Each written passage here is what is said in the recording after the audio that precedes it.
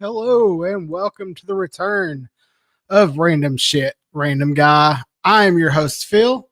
It has been a while since we have had this little one-on-one time in the podcasting space. Now on YouTube. That's right. We have turned this into a YouTube show. Something I was nervous about in the past. I don't know why. I used to do videos all the time with Bill, who is in the chat. We used to do videos all the damn time on YouTube. Well, I guess we actually did them on Facebook. That's besides the point. Anyways, I'm your host, Phil. This is a pop culture podcast. I want to get you guys involved.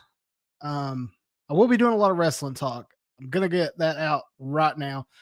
I have went through phases over my life. There was a time where I didn't watch wrestling. There was a time that I was big into comic books and movies and all kinds of things. But now I'm pretty big into wrestling. So as you can see by the background, I collect toys, I collect wrestling memorabilia. I really like wrestling, so that's kind of what we're going to talk about a lot. But this is still Random Shit, Random Guy. So you're going to get random topics on here from time to time. It's not always going to be one thing. You never know what you're going to get until you get here. This week's random topic this is going to be at the end of the show, has nothing to do with wrestling. So stick around for that if you're interested at all. But yeah, I wanted to let you guys know a little bit about me just in case you didn't know. I am from Southeastern Kentucky. I am a podcaster who has been traveling for the last couple of years. I lived in Alabama for a while. So yeah, this podcast started as a fun thing to do in college, and then it kind of morphed into something that I turned into a small business, put out some comic books. But now we have taken some time off due to family issues and other things, lost my mom. So that kind of put me in I didn't want to be on camera. I didn't want to talk. I didn't want to record. I didn't want to be part of anything for a while. So now I'm back. I wanted you guys to be a part of this with me. I love podcasting. It's been something that has been a part of what I do, what I am for a very, very long time. So I wanted to make sure to bring you guys into the things that I like, things that I find interesting. So if you don't care about this week's topic, come back next week. It may be for you. But this week we have all kinds of stuff. But before I get into that, I want to let you guys know or ask you guys to hit that subscribe button. That's right. Hit the subscribe. It helps us get in the algorithm like this podcast. Only survive off of you guys, the listeners. So hit that subscribe button, hit that like. More importantly, hit that notifications bell. It lets you know when we are live, when we post new stuff. It's not just going to be podcast content on this channel. I plan on making videos. I plan on trying different things. Maybe doing some watch alongs. Who knows what it will bring. But our first topic that I want to discuss is Wrestlemania. Wrestlemania is the biggest show WWE puts on each year. Even if you're not a wrestling fan, you know Wrestlemania. And WrestleMania 43 is coming up in 2027. Now, 2026's WrestleMania is going to be in Las Vegas again. Originally, it was scheduled to be in where were they going? New Orleans. Originally, WrestleMania 42 was going to be in New Orleans, but due to money, which is what I'm going to be talking about a lot, because money makes the decisions for TKO, the ownership group of WWE, which I will be talking a lot about, including TKO head honcho Mark Shapiro. So stick with me throughout this episode. We'll find out more. Like old Scooby-Doo says, it's just stick around and see what's going on. But WrestleMania 43, news come out, I think it was late last night, maybe this morning, that It's going to Saudi Arabia. Let that sink in. WWE, biggest show, their biggest market is in America. They're going to Saudi Arabia. Now, this shouldn't be a surprise to anybody that they are going to Saudi, because the relationship has been going on for about 7 or 8 years now, where WWE goes and does big business in Saudi Arabia. Now, is it something that I think is I don't like it, but that I'll get into why in a minute. But the I guess it's the prince of I don't know how the titles for the people in the titles of how it works in Saudi Arabia, but their government is their own business. They have what's called the Riyadh season, and it's one of WWE's biggest sponsors. Riyadh season is on the mat. They're on the canvas. They're on the turnbuckles. There's commercials during every television event that WWE puts out for Riyadh season. And it's kind of fucked up. I mean, let's just put it that way. Bill asked, doesn't UFC do the same thing? Yes. Yes, they do. And it's a business model that WWE is going to follow because they're owned by the same company now. For those of you who don't know, TKO is the ownership group of WWE. They also own the UFC, and they own professional bull riding, the PBR, which is a whole nother story. But they're going to Saudi Arabia with the biggest show of the year, WrestleMania 43. WrestleMania has never left US soil. A lot of people, including myself, I thought that when WWE would leave the US, they would go to London.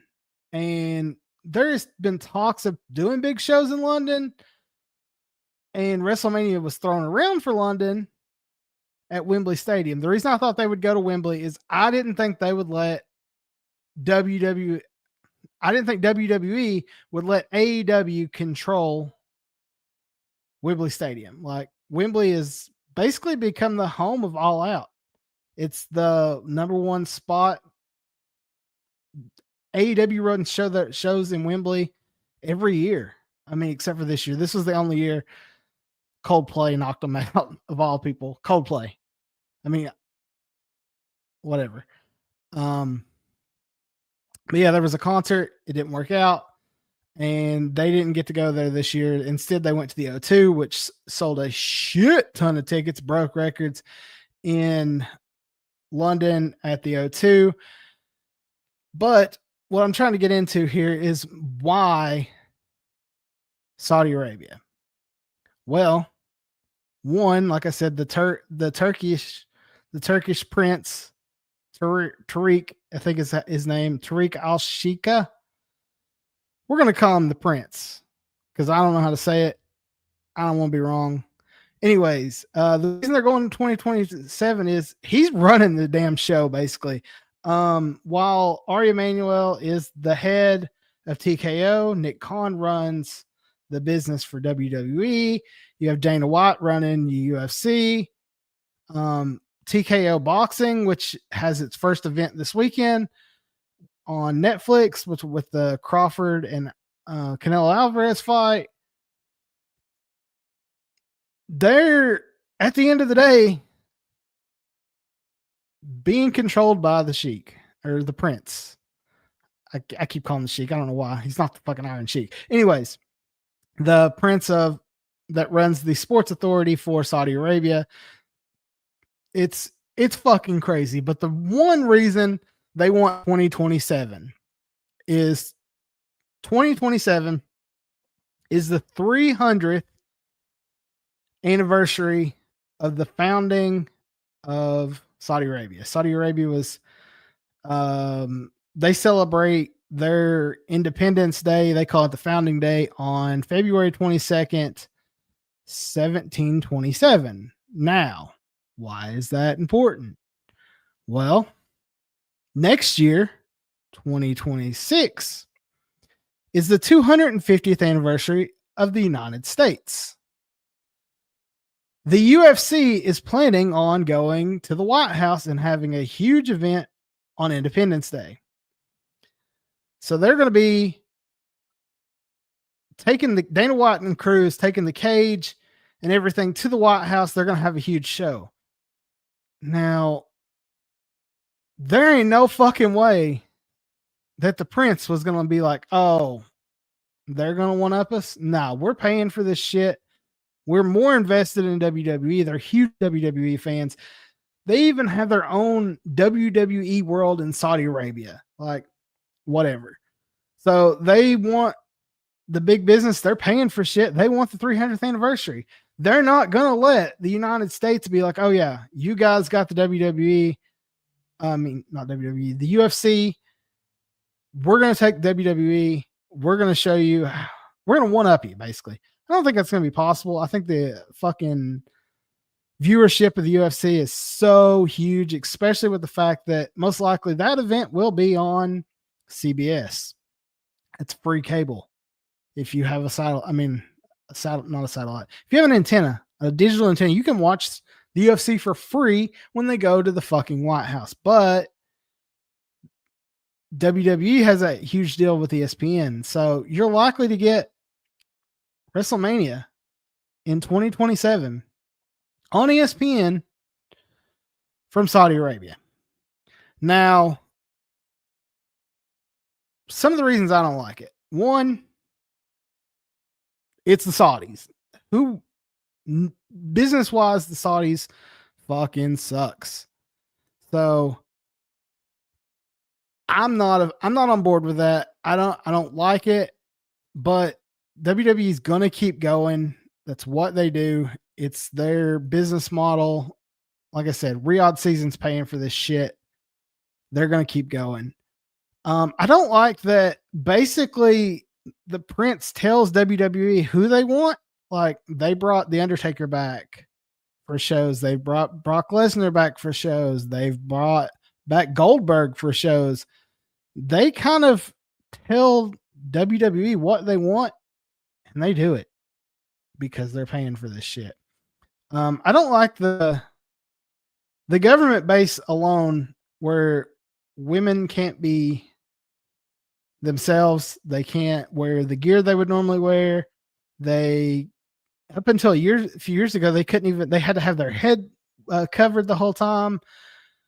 It's not worked out well for the women in WWE, though. They're going to sell you the opposite because they're actually getting to have matches there. The first match was a few years ago. It was Natalia and I want to say Lacey Evans at the time. So there are women's matches, but they look like shit. I mean, the gear's awful. The everything that goes with it is not great. So those matches aren't the best, but the matches are good. The presentation sucks is what I'm trying to say. But one of the things that comes with WrestleMania going to Saudi Arabia isn't just WrestleMania. So if you're a wrestling fan, you know WrestleMania is the mecca of wrestling. Not only is it the mecca of WWE, but the indies. The indies do so much business, so much fucking business with and around the WWE WrestleMania event. It's a whole week. There is a fan convention. There are independent shows. There are WWE tryouts. For example, GCW, which is a top level independent, runs the Collective each year at whatever town Mania's in. This past year it was in Vegas. Next year it's in Vegas. GCW Collective will be running a week's worth of shows from Las Vegas. It's where the wrestling world comes. One, I don't think there's any venues that is capable of holding such a thing in Saudi Arabia. Two, Saudi Arabia ain't letting shit go on that they ain't making money off of, so they're not going to care. And three, I don't think Saudi Arabia fans even know what wrestling is outside the WWE. Maybe I'm wrong. I could be crazy. But on top of that, I also wonder who can afford to go to fucking Saudi Arabia. I think the fans are going to be down. I think events are going to be down. They'll hold a WWE Access event. I guarantee you that. And there'll be fans there, but it won't be like WWE Access would be in Vegas next year, or how WrestleCon goes on. It's a big week. Everybody goes there. Japanese wrestling goes there. You have Stardom go there. You have New Japan used to run shows that week. Ring of Honor used to run shows that week before they were bought by AEW. There's so much that goes into the fact that you're probably going to lose the wrestling part of WrestleMania because WWE isn't wrestling anymore. It's sports entertainment. Vince said that years ago. It's just, it is what it is. But I'm really curious to see moving forward what's next. You know, how in the hell is this going to work? We'll see. But yeah, Mania's going there next year. And what's crazy is the Prince couldn't even wait for their press conference. The press conference was today for the Alvarez and Crawford fight, and they couldn't wait for that. Originally, they were supposed to announce all kinds of stuff there. There's a WWE event on Friday in Las Vegas before World's End. Couldn't wait to hold it there. No, they had to just get it out of the way, be done with it. It makes no sense, but it is what it is. I don't control that. They do. The Prince said, "Hey, I'm announcing this." They announced it. That's how it went. And a head up in the WWE is Mr. Mark Shapiro. Mark Shapiro has been talking about the fighter. Basically, Mark Shapiro is the COO, the Chief Operating Officer of TKO. He is the money guy for WWE, UFC, and he believes that ticket prices should just go up in price. Now, I love attending live events. I've not attended a live WWE event since WrestleMania 300 when San Diego, my wife, surprised me with tickets and we went. Outside of that, we can't afford to go because since TKO has taken over, the prices of tickets just keep going up and up and up. And Mark Shapiro is okay with that. Mark Shapiro actually says it's going to get worse. He, since taking over the finances, says the WWE ticket model is broken and they're not making enough money. They're bringing in money hand over fist. And they're going to keep doing that as long as idiots keep buying the tickets.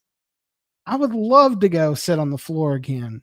That will never probably happen for me because I'm not rich as fuck. And they plan on taking the UFC model. What they mean by that is Mark Shapiro said that Vince McMahon set the ticket prices so that families could attend. God forbid families attend a wrestling show that is for children. As a huge wrestling fan, at the end of the day, kids are the ones. They're the big fans. Like, they're the ones who should be at these events, but they're not. And the reason they're not is because ticket prices are so high. Who can afford to take a family of 4 to the shows? No one can do that. So It sucks, but it is what it is. It's the new norm, sadly. They plan on using the UFC ticket method where you basically sell the tickets for the highest market value that you can. What that means is keep raising those prices till people quit buying them, and you can go to smaller venues and make more money. I don't see a ton of these stadium shows being the way for the WWE moving forward. The reason I say that is Dana White hates stadium shows. He says the volume's good, all this. I think the reason he hates it is you can't charge as much for every seat if you're in a stadium. Now you can charge for the floor. I have to ask. I mean, can you imagine being cage side? How much that cost? Well, whatever that cost in the 2 years ago is what WWE is going to be costing in the next year. WWE ticket prices will continue to raise. They pride themselves on using this on location, and I get it.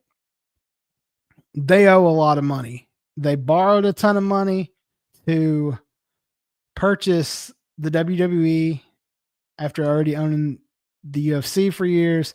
Then they borrowed some more money when they bought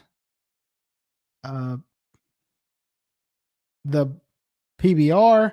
So they're trying to recoup what they can, and they are recouping it hand over fist with these television deals. They just signed, or last year they signed with Netflix.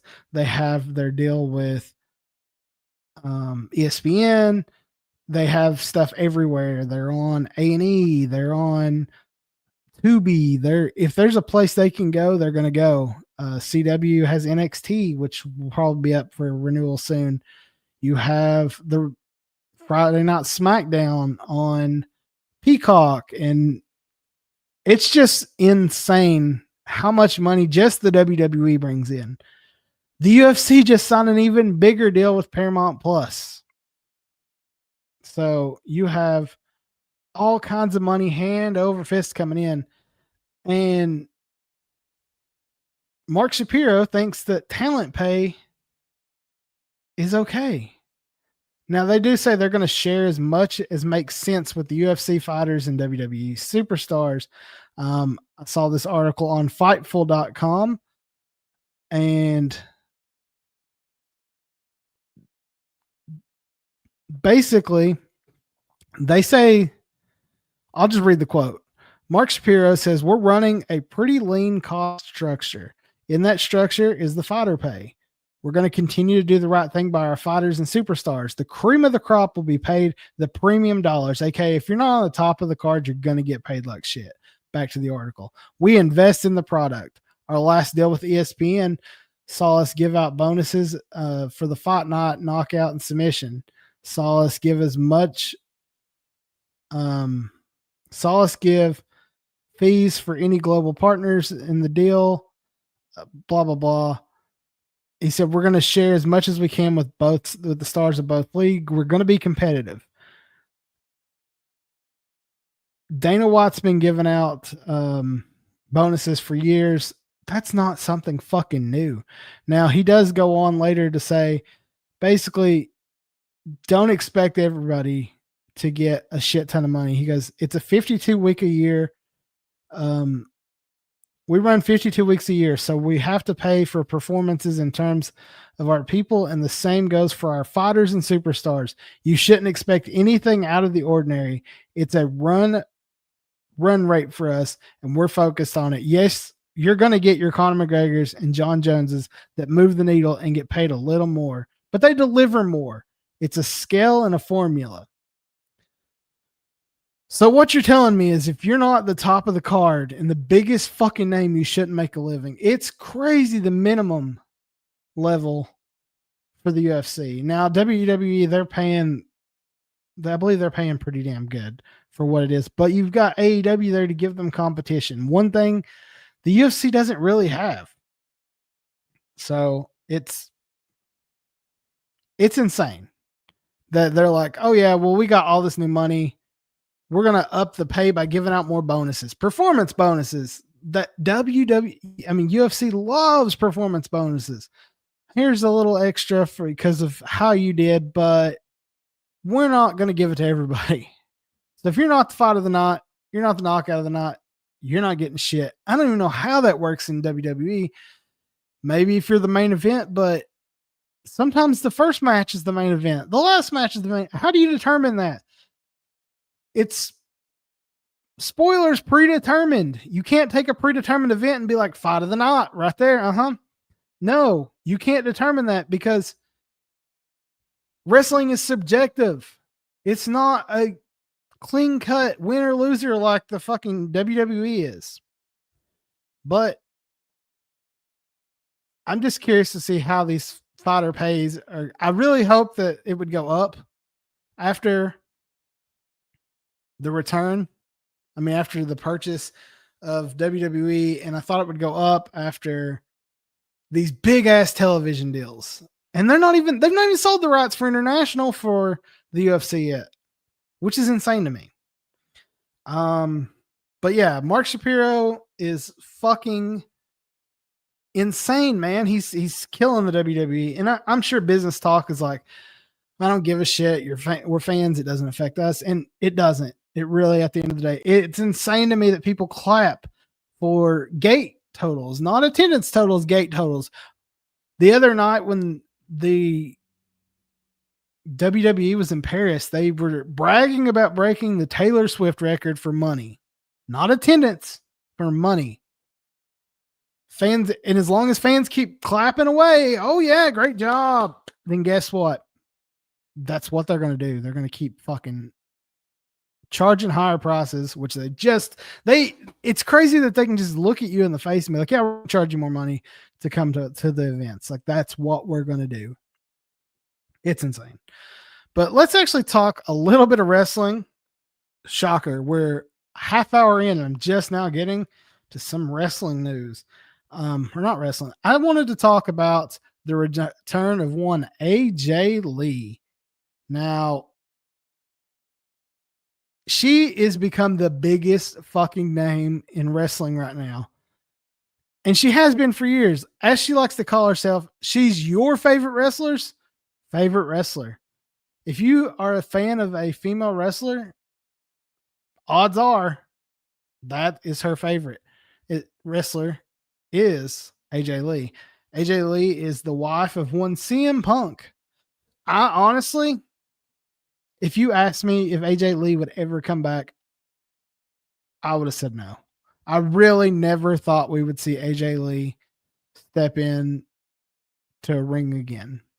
I thought AJ Lee's career would end in 2015, March the 9th, to be exact. I believe it's March 9th. What was her last match?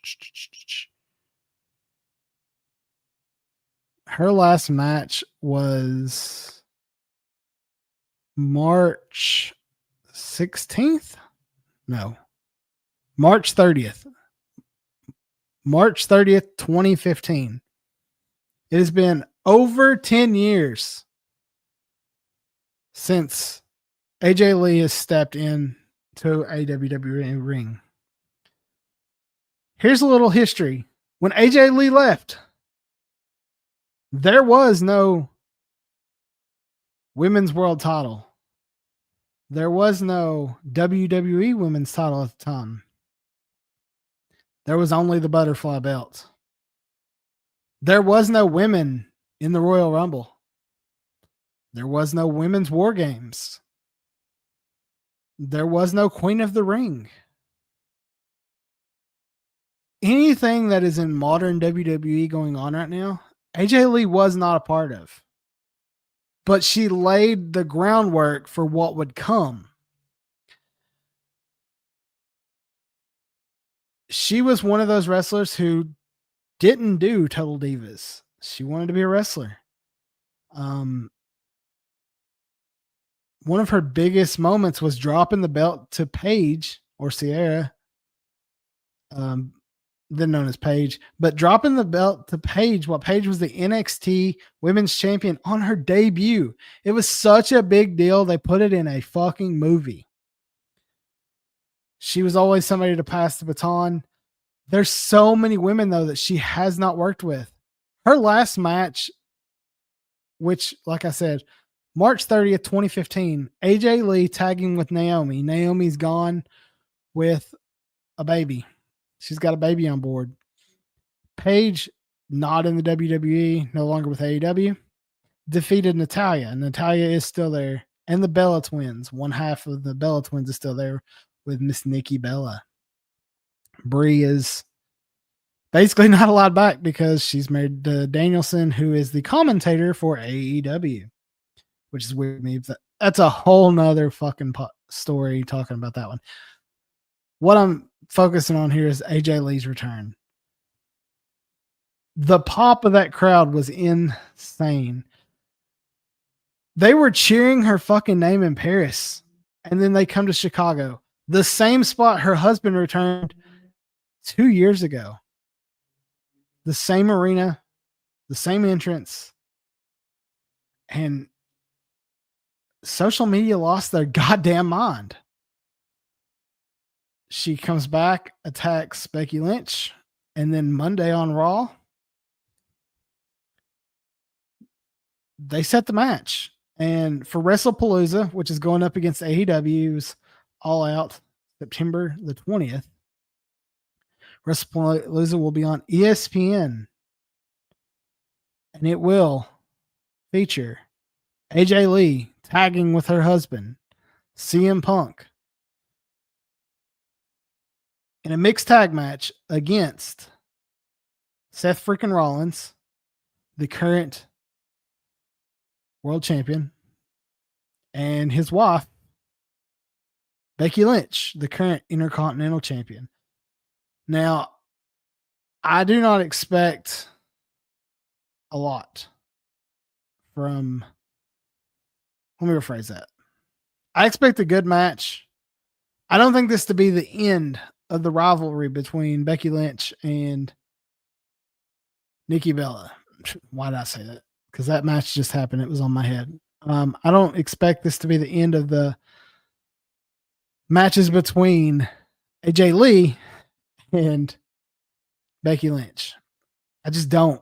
I think this is going to go on. I think eventually AJ Lee's going to get that strap. I think maybe Survivor Series in November, you will get AJ Lee defeating Becky Lynch, maybe before then. I don't know what pay-per-view comes before then. They have so many goddamn pay-per-views. WrestlePalooza didn't even exist 3 weeks ago. But ESPN was like, hey, we need a pay-per-view. And WWE's like, oh, let's go up against All In or All Out. All Out. Fuck it. And that's something I can't stand. Pick one. You're either going to go All In or you're going to go All Out, AEW. You don't need to. There's actually too many pay-per-views on both sides. Besides the point. So I'm excited to see where AJ Lee's going to be. I was excited when she come back for Heels. I'm a huge fan of Heels. Her and Punk was on Heels. I thought the television route was the way she was going to go. She's been executive producing shows. She executive produced Glow, the Gorgeous Ladies of Wrestling, which is owned by Jenny Buss, the former owner of the Los Angeles Lakers. She did commentary there, but she did not wrestle. AEW returned for Punk. They begged for her. She did not wrestle. She's been writing books. She's got a New York Times bestseller. She just recently put out a comic book. Something her husband did as well while she was gone. I just didn't think she would ever return. One, she had the injuries, but that doesn't stop anybody anymore. You've got Paige who come back from injuries. You have Christian, Edge. Edge and Christian are going to be headlining a fucking pay-per-view in Toronto on September the 20th against FTR, my favorite tag team. If you would have told me, well, it had been almost 20 years since they tagged, but if you would have went back and said AEW in 6 years ago when they was created, you're going to get to watch Edge and Christian tag, and they're going to go against the Revival, FTR. I'd have said, you're out of your goddamn mind. I would have thought, well, Edge and Christian's both hurt. They're not coming back. I would have thought that the Revival would still be in WWE. It's just crazy. It's crazy as fuck to think about. But yeah, AJ Lee returns on September the 20th. Another show that goes on September 20th, like I said, is AEW's All Out. All Out is going to Canada. And I think it's going to be main evented by the one and only FTR versus Edge and Christian, or I'm sorry, Cope and Christian, because God forbid you keep your name in this world, because WWE owns everything. Like we said, it's all about the money. And that's going to be a huge card. And a couple more matches come into play this week on the card. We finally found out who Hangman Adam Page is going to be going up against it All Out. The one, the only WWE. Fuck. Tell I'm rusty, man. You can tell I'm rusty. Adam Hangman Page, the AEW World Champion, the Men's World Champion, will be going up against the TBS Champion, the Protostar, Kyle Fletcher. The last couple weeks, Hangman's been going up against members of the Don Callis family. And I honestly thought this is where we were going, especially with the shortage of how many wrestlers that we've lost, man. We've lost a ton in the last couple months. Will Ospreay, neck surgery. Swerve Strickland, knee surgery. Kenny Omega's not been Kenny Omega in a long time. So there's 3 baby faces gone. You need to build more stars. You have one right now. The Protostar. You have Kyle Fletcher. Is it time for him to be champ? No, it is not time for him to be champ. But damn, is it going to be it's going to be a great match. The stipulations are the Don Callis family can't be ringside. Basically, they're replaying the Hangman versus Jericho feud. And I loved the Hangman versus Jericho feud. I honestly thought at the time Hangman was going to become the world champ. It wouldn't have been a good idea, but I thought it. It was the best idea possible was for what happened. And that it played out how I thought it should.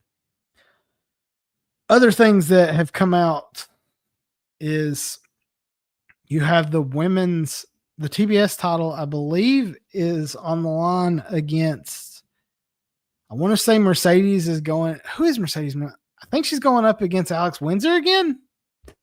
I believe that program hasn't ended yet. That was a good match. They've had matches before. Alex Windsor, she's good. I hate the fucking Windsor, but it gets her over. I think it's stupid. I have a rant that I'm going to go on in a minute. Well, shocking. I'm going to go on a rant, but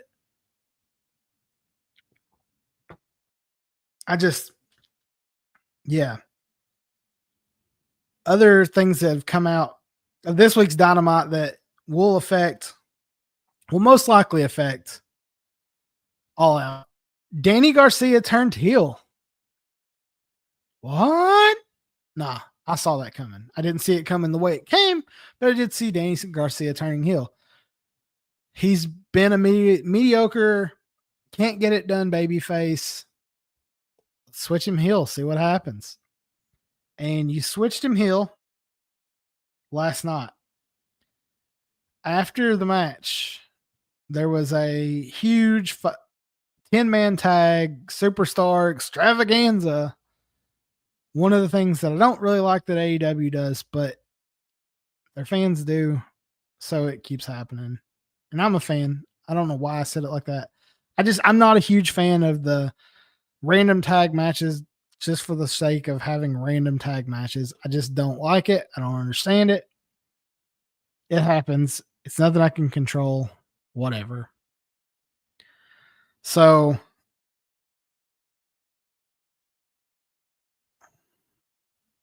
how can I put this?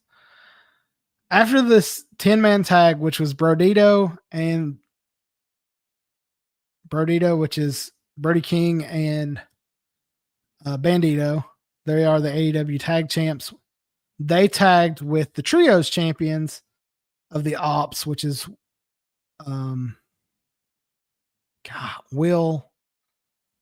I'm losing. It's Samoa Joe, Shibata, and Will Hobbs.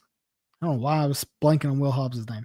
Up against the Young Bucks, Matt and Nick Jackson, and what are they calling themselves now? Moxley's group, the Death Riders. I don't know why I wanted to call them Blackpool Combat Club again. That's been over a year. I guess because they're the same fucking thing. Anyways, they have this match. It's a money match. $500,000 goes to the winner of the match. And if you've been watching AEW lately, you know the Young Bucks have been broke since they lost their EVP title on their kayfabe EVP title. Since then, they brought back being the Elite. They're trying to be normal, but they want money. And Moxley's like, hey, you win this match, you keep the whole $500,000. $250 for Nick, $250 for Matt. We'll take nothing. Gonna get into that after I gotta finish this match. I don't even want to talk about it. I'm going to talk about it, but it's going to piss me off. Sorry, had to compose myself. The match goes on. The Young Bucks make the pin. The Young Bucks and the Death Riders win the match. Darby Allin, who's going to be facing Jon Moxley, comes out. And he attacks Moxley. It's been going on for weeks. It makes sense because it's going to end in just a few weeks at All Out. So Moxley gets attacked. Danny Garcia comes in. You think he's going to help Darby? He doesn't.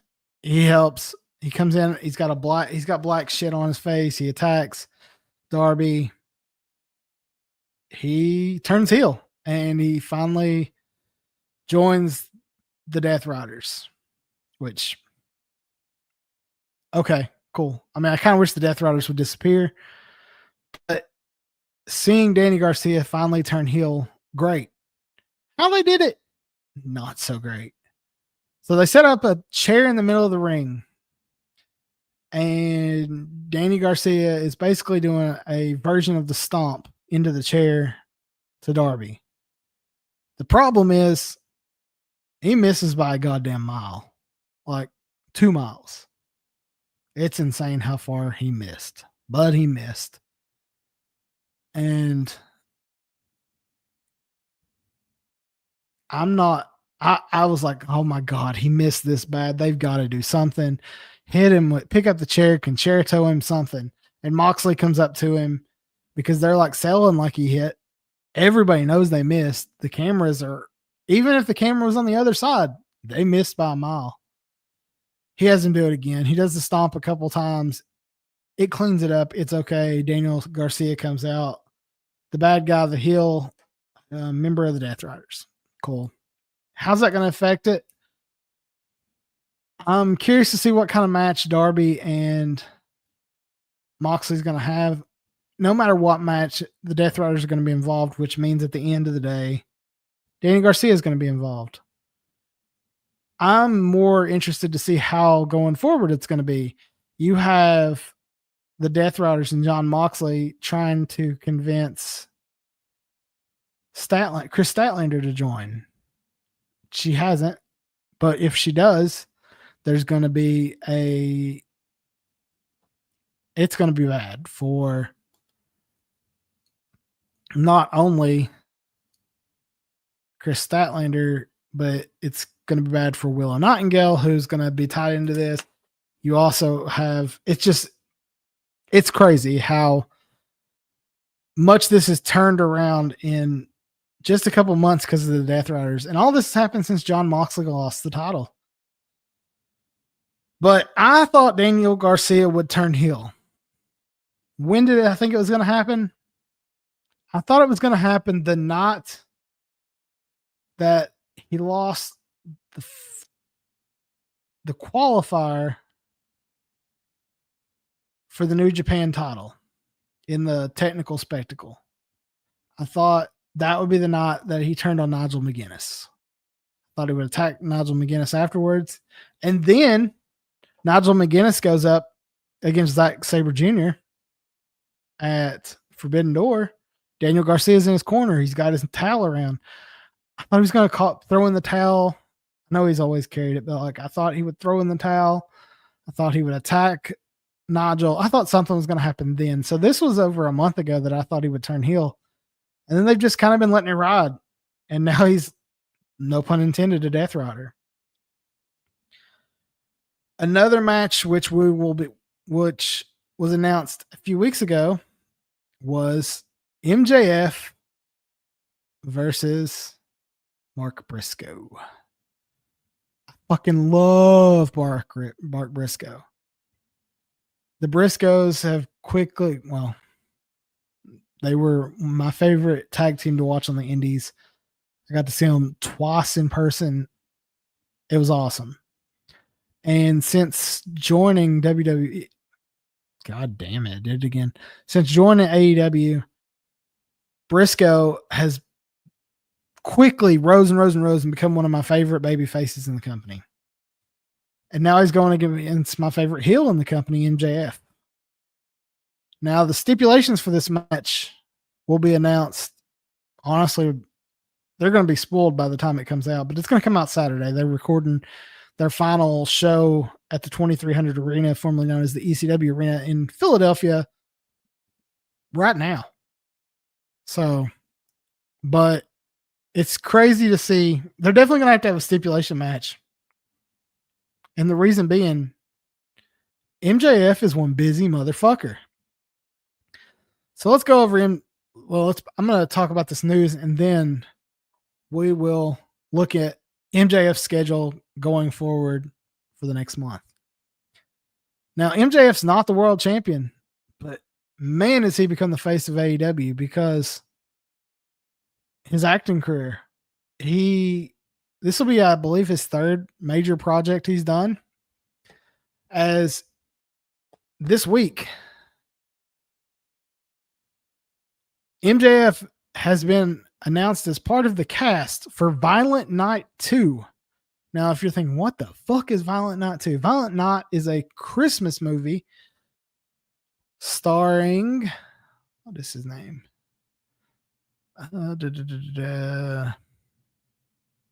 Oh my God, I'm drawing a blank. David Harbour. David Harbour is the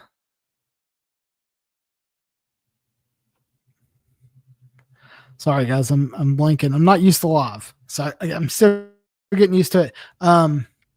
Yeah, David Harbour from Stranger Things. He's also the Red Guardian in the Marvel Universe. He's a big fucking deal.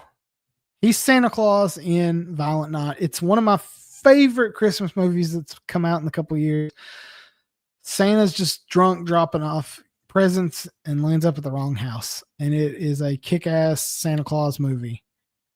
But the reason I bring up that movie is, like I said, MJF, Maxwell Jacob Freeman, is now going to be in that movie along with influencer Andrew the King Batch. They're going to be joining the movie along with Kristen Bell, Jared Harris, and more. The film is going to go into production this week. And it's just been a busy ass time. It's just crazy to see. MJF first was supposed to be a lead Von Erich in the Iron Claw. His part got cut because he was going to be the fake Von Erich, basically. but he was an executive producer. He helped out a lot on the movie. And then Happy Gilmore 2 happens, and he disappears, shoots Happy Gilmore 2, and now another movie. It's back to back to back. That's 3 movies, 3 years that he's part of. Now, Violent Night 2 will not come out until December of 2026, currently slated to come out from Universal Pictures December 4th, 2026. But they are currently shooting the movie. So let's talk about MJF's schedule. Like I said, he's quickly become the face of the company. MJF got married last week on September 5th. All kinds of pictures come out. That's not something he wanted. He was actually pretty pissed because he's a heel. He's a shithole. I mean, a shithead. Not happy that they come out. But thanks to Fightful and Sean Ross Sapp, we have his schedule. And he got married on the 5th. The next day, no honeymoon, shows up in Philly for Collision. Had to be back on September 8th to begin shooting the day it was announced. Violent Night 2. Tonight, he's back in Philadelphia for Collision. Tomorrow, back to shooting Violent Night 2. And they're shooting that in Winnipeg, which means cross-country flight.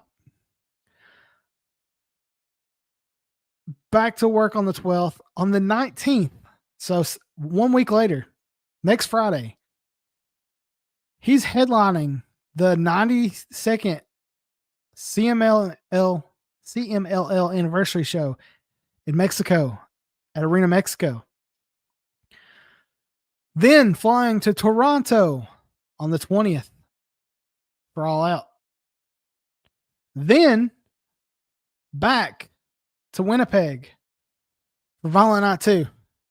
And then on the 24th, whether this happens or not, he's advertised for Pittsburgh AEW. Man, what a fucking schedule. That dude is going coast to coast to coast to coast every day for AEW, for CMLL, because he's currently one of their champions, and to make this movie. And that's why he is a face of the company. It's just, it's crazy to think. But we are getting close to that hour mark. So I wanted to get into my random news of the week. Now, I'm going to call the random news of the week the item that had nothing to do with anything I talked about for the show. This week has a lot to do with me, and it has a lot to do with this cup. You guys may see I'm drinking out of my Chuck Brown cup. That's because I'm celebrating right now. Six Flags has announced that its Cedar Fair parks will get to continue to have their Peanuts theming until December 2030. The contract has been extended at least 5 years. Now, a lot of people, including myself, thought my home park of Kings Island and all the others, such as Knott's Berry Farm, Cedar Point, Carowinds, Kings Dominion, Dorney Park, Canada's Wonderland, you get what I'm saying. Their kids area are all themed as they're themed Peanuts. I'm a huge Peanuts fan. I have a Peanuts tattoo. So when I started going back to Kings Island in 2021, I become a huge fucking fan of going to Planet Snoopy, riding the Race for Your Life Charlie Brown. I think it's been changed since then. I loved riding the Surf Dog. I love riding Snoopy's Soapbox Racer. I like going to eat at Linus's Pig Pen. So personally, I love seeing the Peanuts theming. It's going to be here. A lot of people thought Six Flags has this long deal with, it's very long actually, a very long deal with Warner Brothers for the Looney Tunes, and they thought, hey, they own it. They're going to just retheme it. It's cheaper to retheme. And evidently it's not, because the the CCO, the chief commercial officer for Six Flags, Christian Dachman, said, "We are proud to extend our long-standing partnership with the Peanuts, which has delivered so many fun and cherishable memories for our guests. Both of our brands are built to bring families together and creating a one-of-a-kind experience and emotional connections. This renewed relationship enables us to enhance and expand our themed areas, live events, merchandise, and games." I, honest to God, thought the Peanuts were going to be gone, because Peanuts merchandise has been on sale like crazy. Six Flags is at an all-time low financially since the merger of Six Flags and Cedar Fair. So I thought, there's no way they already have one. You can't have two characters in the same park. I didn't think you could have two characters in the same franchise, but you can. So Tweety Bird's not taken over yet, and Bugs Bunny, they're going to stay in the Six Flags parks.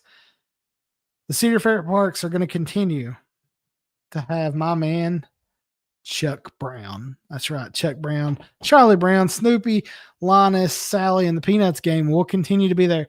I'm so fucking excited. I love the Christmas show, love the Halloween show. I say Christmas. I hope to God they keep Winterfest around. But my home park, Kings Island in Mason, Ohio, will continue to be a Peanuts park, and I love that so much for them. So yeah, that's this week's random news. The Peanuts are here to stay. I mean, you guys can't see it, but I have a Snoopy lamp right there. Got a Charlie Brown bobblehead on my desk, like a Snoopy bobblehead. Like, I fucking love the Peanuts. So that's my exciting news.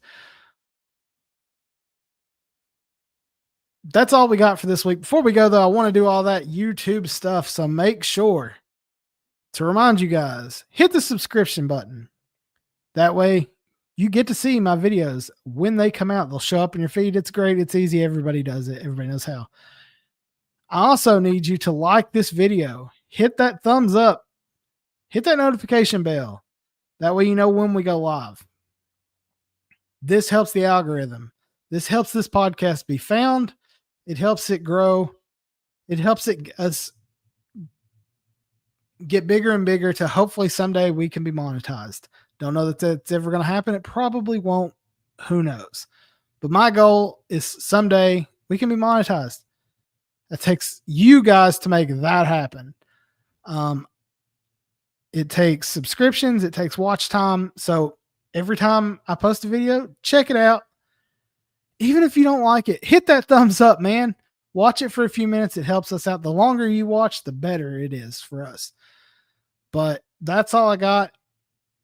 Wanted to remind you guys to follow us on TikTok. We're now on TikTok. I cannot believe I said that. I've been the biggest TikTok hater in my life, but we're now on TikTok because you guys are on TikTok. My favorite, we're on Instagram. We're on X. It's at RSRG Podcast. So make sure you follow us on our socials, like, subscribe, and share everything. Help us out here, man. RSRG is a passion project. I love RSRG Entertainment. I love Random Shit Random Guy. Another thing, fun fact, I love my podcasting so much, and I guess I'm a mark for myself. I have an RSRG Entertainment tattoo.